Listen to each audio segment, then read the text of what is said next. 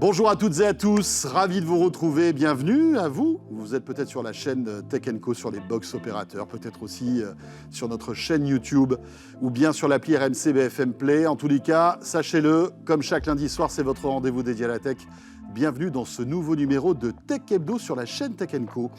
Avec, en ce lundi, au sommaire de ce Tech Hebdo, eh bien, Twitter, avec une épée de Damoclès sur la tête. Peut-être que Twitter serait interdit en Europe. On en parle dans un instant avec Luc Chagnon.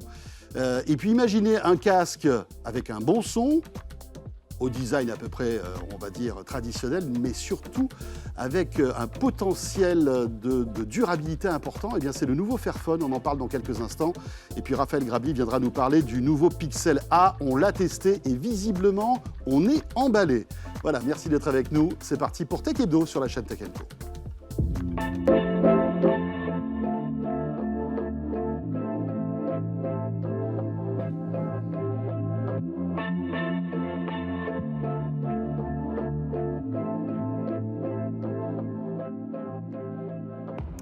Un grand merci d'être avec nous. Comme vous le savez, chaque lundi, c'est Tech Hebdo. Vous pouvez nous retrouver, je le disais aussi, sur l'appli RMC BFM Play. Et en ce lundi, on commence tout de suite avec l'actu de cette semaine, une actu chargée.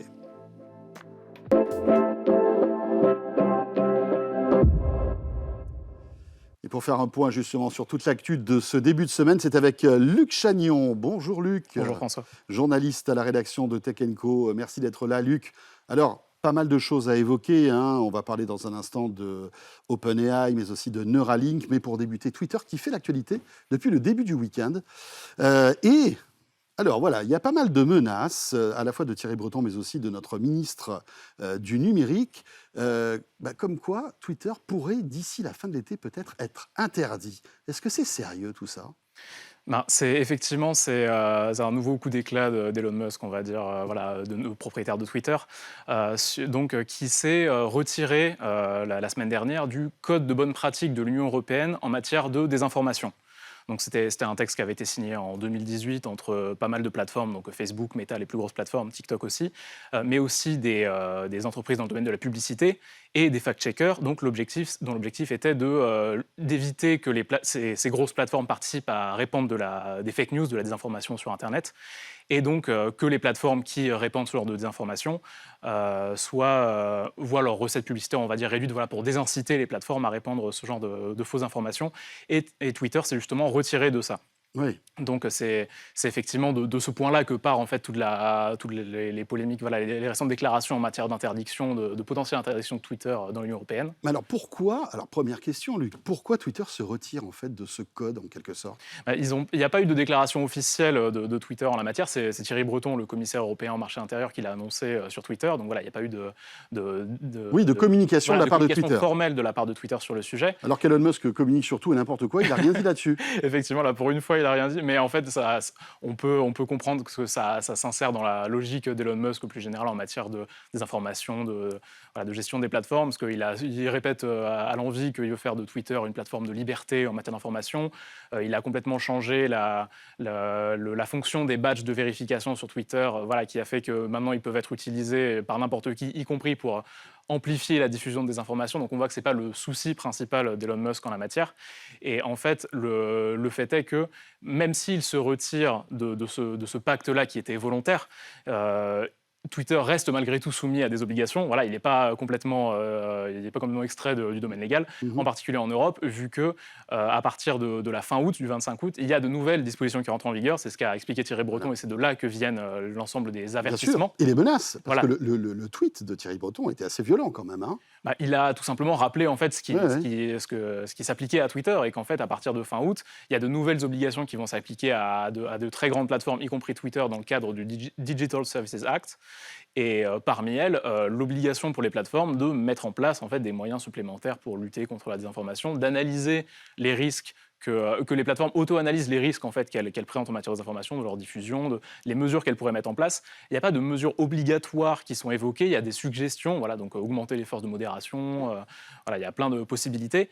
Mais si jamais l'Europe juge que les plateformes ne font pas assez en la matière, elles peuvent imposer des amendes à ces plateformes et éventuellement, ça peut aller jusqu'à l'interdiction tout pure et simple dans le marché commun. C'est ce que rappelait justement Jean-Noël Barrot, le ministre du Numérique, ce matin. Et alors, je vous lis le tweet de Thierry Breton parce que moi, je l'ai trouvé assez costaud quand même, puisqu'il nous dit « Twitter quitte donc le code de conduite volontaire de l'UE contre la désinformation, mais les obligations demeurent. Vous pouvez courir, mais vous ne pouvez pas vous cacher. » Ça fait film d'horreur presque. C'est ça.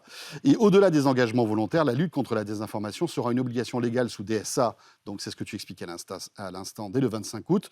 Nos équipes seront prêtes pour l'exécution. Non, l'exécution des mesures, Bien sûr, mais malgré tout, voilà, c'est une menace à peine cachée, quoi. Oui, on sent, il y a une approche assez, pas forcément confrontationnelle, mais directe, on va dire, oui. parce que pour tout simplement, j'imagine, correspondre à Elon Musk, qui lui-même prend assez peu de gants quand il s'exprime sur ces questions-là. Oui, il faut lui parler avec le langage qu'il connaît, en fait. Et déjà, dès la confirmation du rachat de Twitter par Elon Musk, Thierry Breton avait dit l'oiseau volera selon nos règles, pour parler de l'oiseau bleu de Twitter. Voilà, donc c'est pas quelque chose de nouveau, effectivement, et la bagarre, on va dire, continue à voir effectivement dans quelle mesure ces amendes seront appliquées, à partir de quand, combien de récidives seront considérées comme justifiant une interdiction pure et simple. Effectivement, ça reste à voir. Bon, on verra bien ce qui se passera. C'est le 27 août, je crois. 25 ou 27. Ou le 25, enfin, dans ces eaux-là, fin août. Voilà. Écoutez, ça va être la rentrée aussi pour Twitter.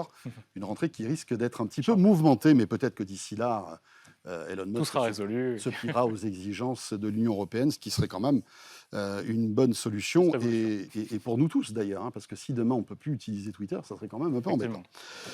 Dans l'actu, on reste quand même aussi dans cette régulation européenne qui est très puissante, on le voit, et après Twitter, c'est OpenAI, vous le savez, OpenAI qui est on va dire le créateur de... Voilà, la boîte qui a créé ChatGPT, dirigée par Sam Altman, qui a fait une tournée européenne la semaine dernière, et qui, sent qu'il y a une pression européenne quand même, très forte là aussi, concernant ChatGPT. C'est ça, oui, il était en tournée. Alors, il a fait les Amériques il y a 2 semaines, et là, la semaine dernière, il était en Europe, pour tout un tas de conférences, de présentations, d'entretiens aussi avec les différents dirigeants européens, que ce soit en Pologne, en Espagne ou en France avec Emmanuel Macron.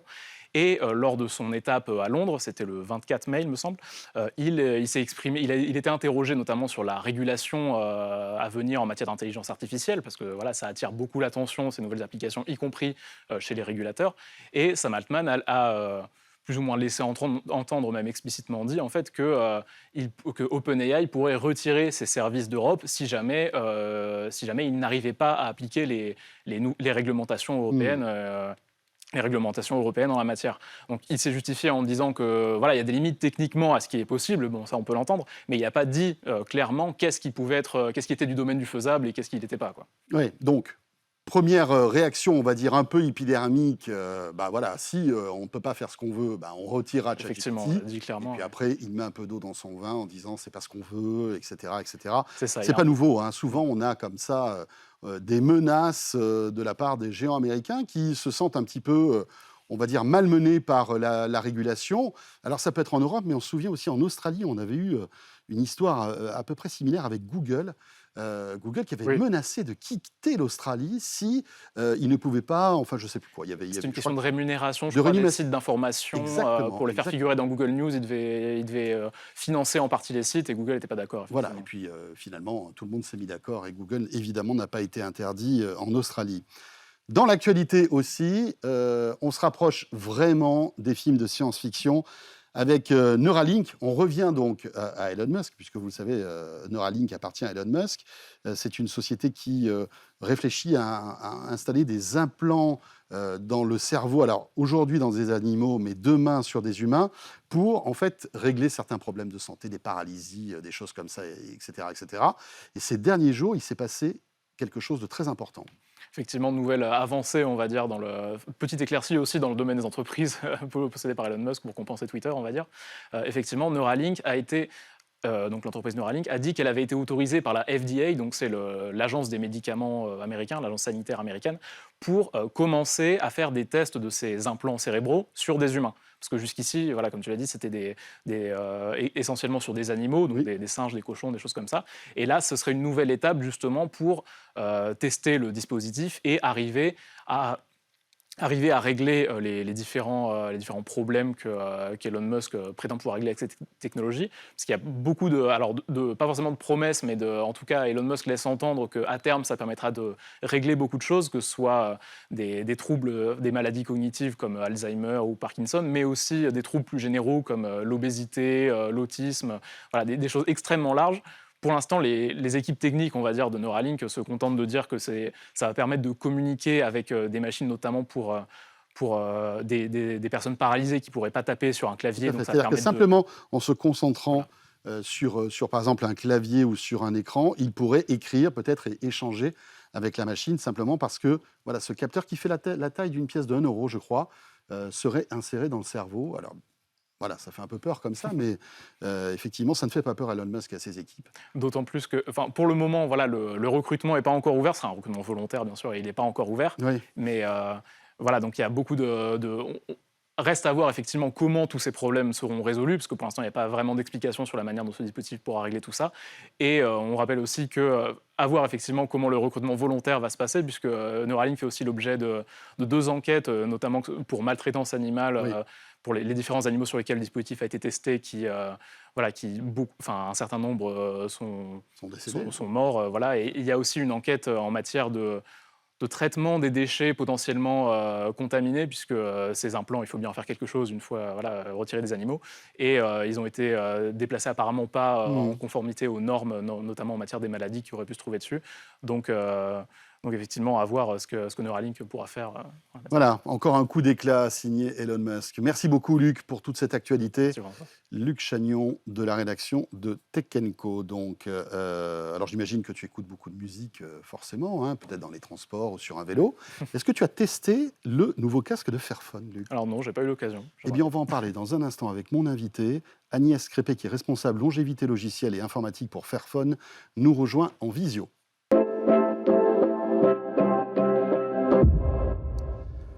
Vous connaissez sans doute la société Fairphone qui est en train de révolutionner le smartphone, on va dire avec une éthique et une durée de vie plus longue que les produits que l'on connaît, et puis une réparabilité aussi à toute épreuve. Eh bien, Fairphone annonce un casque qui s'appelle tout simplement le Fairbuds XL. Et on va en parler avec Agnès Crépé qui est avec nous en visio. Bonsoir Agnès. Bonsoir. Merci d'être avec nous. Vous êtes responsable longévité logicielle et informatique pour Fairphone. Je le disais, voilà, hein, vous êtes toujours dans cette logique de faire des produits voilà, qui vont durer longtemps, qui sont réparables, etc., avec voilà, des tutos pour qu'on puisse soi-même eh bien, mettre à jour les produits, mais aussi les réparer. Est-ce que vous pouvez nous présenter ce casque, donc, cette nouveauté? Oui, donc vous l'avez très bien dit, Fairphone, on est connu pour faire des téléphones qui durent. Et là, on attaque un nouveau produit, donc on attaque le marché des casques audio. Et donc la spécificité de ce casque, que j'ai ici d'ailleurs, j'espère que vous le voyez, c'est qu'il est réparable. Donc finalement, pas forcément de grosses différences par rapport à un autre casque audio, en tout cas techniquement parlant. La grosse différence, c'est que comme nos téléphones, vous allez pouvoir chez vous le réparer facilement. On sait très bien qu'il y a des pièces qui s'usent très vite, les batteries, le cerceau, les coussinets, ce genre de choses. Eh bien, vous pouvez changer ces choses-là au bout d'un certain temps si ces pièces sont usées. Voilà la grosse spécificité de ce téléphone et de ce casque audio, pardon. Alors, il faut savoir que selon vos données, 548 millions de casques ont été vendus en 2021. Rien que 2021, 548 millions. Une infime partie était recyclée ou bien entièrement modulaire. En fait, ils ne sont pas faits pour ça, les casques, hein. Aujourd'hui, quand un casque ne marche pas, qu'est-ce qu'on fait? On le prend et on le met à la poubelle. Et évidemment, c'est une hérésie écologique, on est d'accord? On est bien d'accord, et souvent à cause d'une petite pièce, par exemple l'arceau qui a cassé, ou parfois à cause de la batterie qui est usée, donc on ne parle même pas d'une pièce cassée. Et tout ça, ça résulte en une quantité astronomique de déchets électroniques. Donc on parle de 54 millions de tonnes, hein, de déchets électroniques qui sont produits chaque année, c'est énorme. Et parmi ces 54 millions, le petit électronique, donc les casques audio sont considérés dans la catégorie petit électronique, on Mhm. est à 19 millions. Donc c'est énorme, et effectivement, les appareils électroniques comme les casques audio, comme les téléphones, ne sont pas faits pour être réparés ni durer. Alors là, la particularité de ce Fairbuds, c'est que de nombreuses pièces sont remplaçables par nous-mêmes, parce que vous livrez avec un petit tournevis qui nous permet de démonter le casque, en fait. Alors ça, on le faisait avec les téléphones. Là, sur le casque, vous avez même pas besoin, en fait, parce que beaucoup de choses sont changeables sans tomber. D'accord. C'est encore plus simple, un peu comme ce qu'on avait fait avec le Fairphone 2. Et bah, typiquement la batterie, ce genre de choses et même le câble qui relie les 2 haut-parleurs. Donc on est sur vraiment une réparabilité. Je dis souvent, moi je dis souvent ma vieille tante qui habite en Haute-Loire, bah, ma Mmh. vieille tante de 85 ans qui habite en Haute-Loire peut réparer son casque audio. C'est toute l'ambition de Fairphone. On n'a pas besoin d'être technicienne, technicien pour arriver à réparer soi-même son appareil. Alors, le fait qu'il soit réparable ne doit pas mettre, on va dire, de côté ses qualités techniques et c'est pas un casque au rabais. Voilà, la partie technique a été soignée. Vous avez mis quoi? Ce que on va dire, ce qu'on doit avoir aujourd'hui dans un casque audio haut de gamme. C'est considéré comme du haut de gamme, ce casque? Oui, tout à fait. Donc on s'est rapproché déjà d'un constructeur, qui s'appelle Onsen. On a travaillé aussi avec une société Sonarworks qui est assez connue dans tout ce qui est, calibrage audio. Et oui, on est sur un casque qui est haut de gamme avec, voilà, tout ce qu'il y a de meilleur, pour une très bonne Mmh. qualité audio. Le gros challenge, c'était de le rendre modulaire. C'était d'arriver à faire tout ça en essayant de garder le fait que vous puissiez le réparer. Mais la qualité audio est là. On a eu beaucoup de revues depuis sa sortie, hein, donc il y a très récente, Mmh. depuis 15 jours, hein. Des grosses revues, Forbes, Guardian, ont fait des avis très positifs sur le casque, donc on est très content et on espère toucher, en fait, un marché un petit peu différent. Aujourd'hui, on est sur le téléphone. Les gens, pour changer leur téléphone, Oui, c'est plus c'est compliqué. un peu plus Mmh. dur que pour changer un casque. Voilà, c'est ça. Donc on espère justement par le casque arriver, à toucher un public un peu différent parce que toute l'ambition de Fairphone, c'est de changer l'électronique, de changer l'industrie électronique pour la rendre plus responsable et plus éthique en respectant à la fois la planète, mais aussi les gens qui fabriquent les appareils électroniques. Donc, autonomie de 30 heures, réduction de bruit active, connexion multipoint. Il est compatible aptX HD, ce qui permet d'avoir un son de meilleure qualité si De meilleure qualité, voilà, le Qualcomm, ouais, smartphone est tout à fait. compatible. Port USB-C. Il est même certifié IP54, hein, donc il résiste à la pluie, c'est ça? Ouais, à la poussière, à la pluie, à la sueur. D'accord. Donc ça, c'est un gros challenge, hein, pour justement un casque qui se veut modulaire. Parce que pour avoir une résistance à l'eau, et garder la modularité, c'est justement des choses qui a été très, très compliquées chez nous, mais qu'on a réussi à faire. Voilà. Son prix, Agnès? On est à 249 €, D'accord, donc on est sur un voilà, sur un prix de marché pour ce genre de casque. Mais bon, sur du long terme, forcément, ce bien sera sûr. potentiellement moins cher que ses, compétiteurs. Merci beaucoup Agnès Crépé, responsable longévité logicielle et informatique pour Fairphone, avec donc ce nouveau casque plutôt séduisant à tester bien évidemment. Et vous restez avec nous puisqu'on parle de test. Tout de suite, c'est Raphaël Grabli qui va nous parler justement d'un appareil qui va pouvoir sans doute se connecter facilement avec ce casque Fairphone. Il s'agit du Pixel 7a.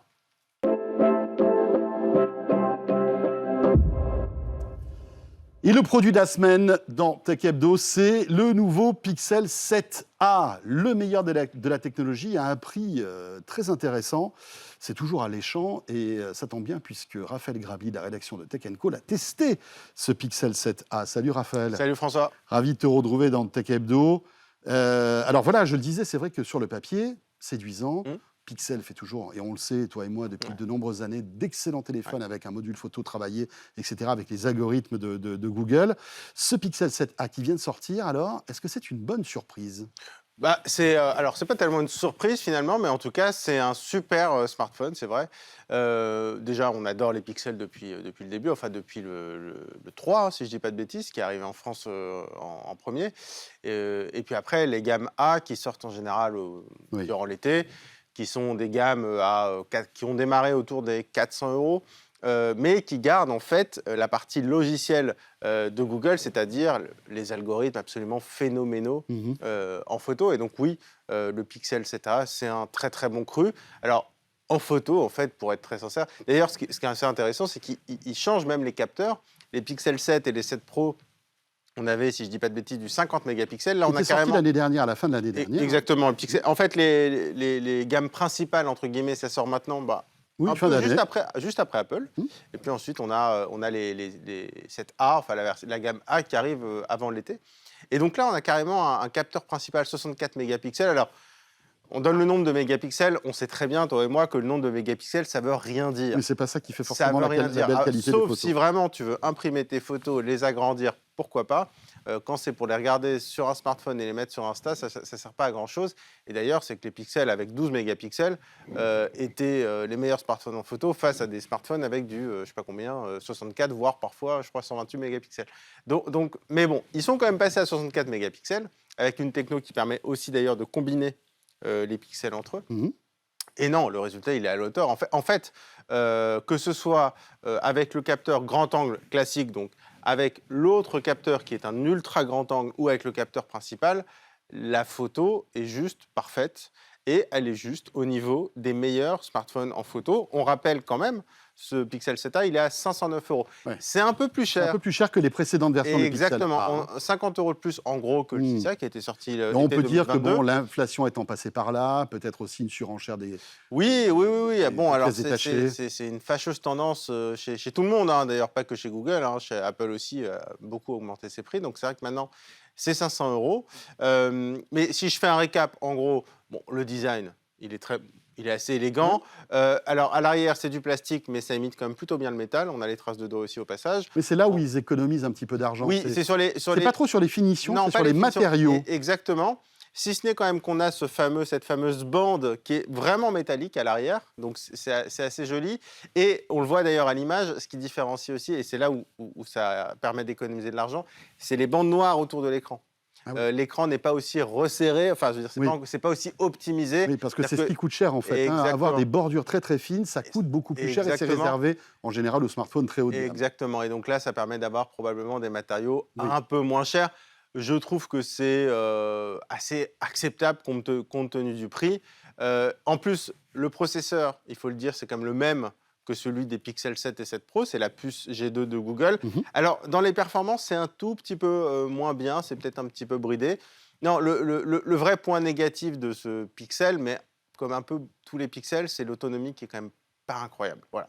L'autonomie est assez limitée. Donc, si vraiment vous allez vous balader toute la journée avec un smartphone, soit vous prenez une batterie portable, soit bon, ça va être plus compliqué si vous travaillez à votre bureau tous les jours et que vous avez une vie assez classique. À ce moment-là, c'est pas un gros problème, mais il faut quand même le dire, il se recharge pas très vite et l'autonomie, elle est pas phénoménale. Après, il est assez compact, hein, c'est un 6,1 pouces, écran OLED, donc voilà, tout ça Oui, est Full très bien, HD, très bien calibré. 90 Hz d'affichage. je crois. 90 Hz, pas du 120 comme le 7 Pro, mais du 90 Ouais. comme le 7. Qui apporte de la fluidité. rappelons-le, Exactement, hein, 90 Hz, on sent la différence. Ouais. Pour moi, je trouve que c'est vraiment pas anecdotique le 90 Hz. On sent une petite différence. Mais encore une fois, pour 500 €, moi je trouve qu'on a tout simplement un des smartphones les meilleurs en photo du marché. Donc c'est quand même assez remarquable. En plus, on a l'interface Google qui est quand même assez épurée. Et puis en fait, ce qui est intéressant, c'est si on regarde le marché, en face, il y a quoi? Bon, il y a le Galaxy A54 de Samsung, qui est un très bon Qui est un bon smartphone, téléphone. qui est un très bon Bien téléphone, positionné. mais enfin, qui en autonomie n'est pas phénoménal non plus, donc il ne va pas se rattraper là-dessus. Et en photo, il est bien, mais le Pixel est quand même largement mieux. Donc c'est vrai que j'aurais tendance quand même à recommander Oui, si le on a un Pixel. budget de 500 €, pourquoi pas? Moi, c'est même plus que pourquoi Oui, pas. pourquoi pas. Très sincèrement, moi, Pourquoi pas foncer? non, mais honnêtement, moi, c'est le C'est smartphone. ça. Après, moi, je suis un immense fan des Pixels parce qu'ils n'ont jamais été décevants. L'autonomie, ce serait bien que ça progresse quand même enfin, ce serait bien. Mais non, c'est même pas pourquoi pas. Pour moi, c'est un Oui. gros. Oui, Voilà, voilà, c'est un incontournable un de gros ce feu milieu vert d'année pour y 2023. aller, c'est clair. Raphaël, dernier point qui est très important aussi quand on parle de ces téléphones, c'est la longévité, Ouais. on va dire, logiciel, etc. Et là encore, Google, avec le Pixel, coche toutes les cases. C'est-à-dire qu'on se retrouve avec un téléphone Android qui va avoir sans doute l'une des plus grandes durées de vie Oui. de l'univers Android, en fait. Oui, alors, d'après mes souvenirs, c'était 3 ans de mise à jour. Je me demande s'ils n'étaient pas passés à 4. Là, tu me poses une petite colle parce que j'ai un petit doute là-dessus, justement. Mais, On va regarder. disons, ouais, je te laisse regarder en temps réel, mais en général, par rapport à du Samsung, Google, qui évidemment est derrière Android, ça permet d'avoir au moins 1 an de mise à jour en plus, peut-être même 2. Il faudra vérifier. Donc, on n'est pas loin, on va dire, de ce que peut proposer Apple, voire Fairphone d'ailleurs, hein, que tu vas voir par la suite. Mais on va dire que c'est des bons élèves. Google, a priori, c'est un smartphone qu'on va pouvoir garder au moins 3 ans. De toute façon, voilà, 3 ans, c'est déjà une durée qui me semble acceptable pour un smartphone à 500 €. Mais comme tu le dis, on aura des mises à jour. Et c'est surtout, moi, il y a un autre élément que je trouve important d'un point de vue logiciel, c'est le fait de pouvoir profiter d'Android assez rapidement. C'est-à-dire Jusqu'à Android 16. Android 16, d'accord. Donc c'est 3 ans. En gros. Et là donc, on parle d'Android, du soft, mais après, il y a toutes les mises à jour de sécurité qu'il aura. Alors là, les mises à jour de sécurité, c'est plus long. Mais donc là, il y a Android 14 qui va arriver. Et donc, il devrait avoir des correctifs de sécurité mensuels jusqu'en mai 2028 au moins. Oui. Et on est en 2023. Donc, Oui, il y a donc, 5 5 ans ans. de En mise à jour sécurité, de sécurité. De sécurité. C'est pas la mise Sécurité, à jour attention. d'Android. Non, c'est pas le... Et Android, on est sur 3 ans. Par exemple, Apple, c'est 6 ans. Ouais, c'est et 6 ans. Fairphone, si je dis pas de bêtises, c'est 4-5 ans. Donc, c'est pas mal. Allez, encore un petit effort. Mais comme tu le dis, c'est évidemment très important. D'autant plus qu'avec un processeur comme ça, avec une qualité photo comme ça, avec des finitions comme ça, on peut s'imaginer que ça tienne la route quand même sur 3 ans. Donc oui, tu as raison. 500 € sur 3 ans. Pour peu qu'on aille choper une petite promo quelque part. Franchement, ouais, non, vraiment, c'est un très bon cru. Sans compter qu'on peut tester en plus des innovations Google en avant-première. Enfin Oui, c'est ça. Et Voilà. puis le fameux Android qui a été sûr. présenté, enfin la nouvelle version d'Android en général, on l'a directement et on n'a pas à attendre alors même si honnêtement les nouveautés d'Android 14, Oui, il n'y a pas pas de terrible, quoi il y a se pas rouler grand-chose. par terre. mais enfin voilà, en tout cas, on a les mises à jour en premier. Voilà, c'est le Pixel 7a qui est bien à l'essuffrage de la rédaction de Et le test évidemment de Tech Co. à retrouver sur Tech Co. Bien sûr, le test à retrouver donc sur le site de Tech Co, tu as raison. Merci beaucoup Raphaël. Merci François. Et ce Tech Bono est terminé. Et évidemment, on a été très heureux de passer cette petite demi-heure en votre compagnie. On sera là bien sûr la semaine prochaine. D'ici là, n'hésitez pas à retrouver tous nos programmes, à la fois sur les box, mais aussi sur la chaîne YouTube et sur l'appli RMC BFM Play. Portez-vous bien et à très vite.